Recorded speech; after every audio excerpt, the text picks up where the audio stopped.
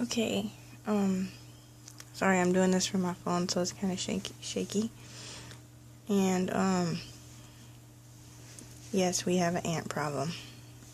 But anyways, if you didn't know, I recently started sewing, so I made this little project that's really cute for my son to put his paintbrushes and any other like little tools or crayons in.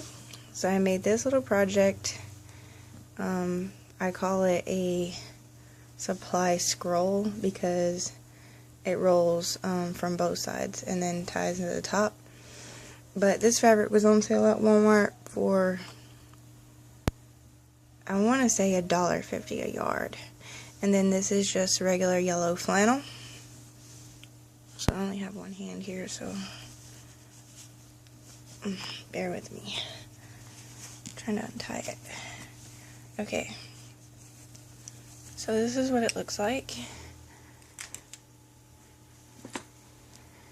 And all I did was take 2 pieces of fabric, 1 piece of this, and then 1 of the flannel, and I sewed them right sides together, and then I left a little space, probably like an 1.5 inches or so, and then turned my fabric right back in. And that made like a pillow without stuffing. That's probably the easiest way to explain that. And then I took my a half of size of fabric that I used on this piece, and I just used half that size, and I cut it out and sewed it on here, and that made just a plain pocket.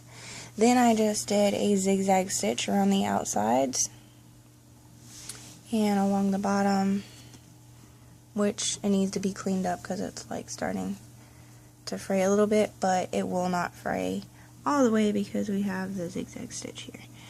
But anyways, so then I just did a regular stitch, a regular straight stitch down, I think it was 1.5 inches I did in between each section here, and I marked it with my invisible ink marker, which is water soluble, so when I wash this it will go away. But next time I'm going to create a hem at the top so that we won't have this fraying, but it's not going to fray too bad because it is sewed down this way, so I mean it's not going to fray that bad. But for my first project, being something simple, this was good practice for teaching me to sew straight lines. That's what I learned, to take it slow and just do, you know, what you think is good for you, because I just started, so I was just going pretty slow. But by the time I got down here, I felt like I was getting better at sewing straight lines. So, and then I rolled it about halfway on each side.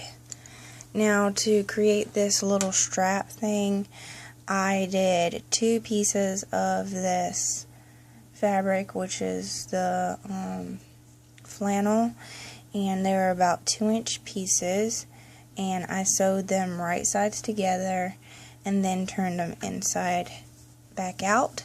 And sometimes it helps to use a hanger or something long to push the fabric through itself.